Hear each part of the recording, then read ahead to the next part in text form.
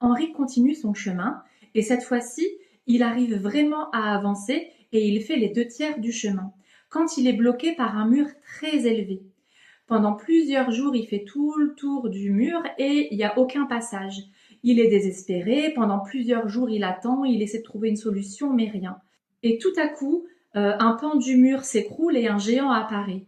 Henri lui explique qu'il veut aller au sommet de la montagne pour récupérer la fleur de vie pour soigner sa mère, et le géant lui dit qu'il le laissera passer si il cueille tout son raisin, qu'il en fait du jus, qu'il met le jus dans ses tonneaux et qu'il range les tonneaux dans sa cave.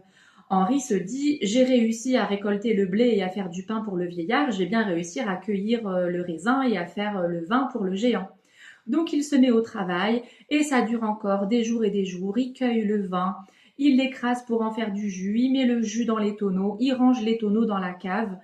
Une fois que le travail est terminé, il appelle le géant qui vérifie que le travail est bien fait en goûtant le vin et ensuite il remercie Henri en lui offrant un chardon et en lui disant que à chaque fois qu'il désirera quelque chose dans sa vie, il n'aura qu'à sentir son chardon.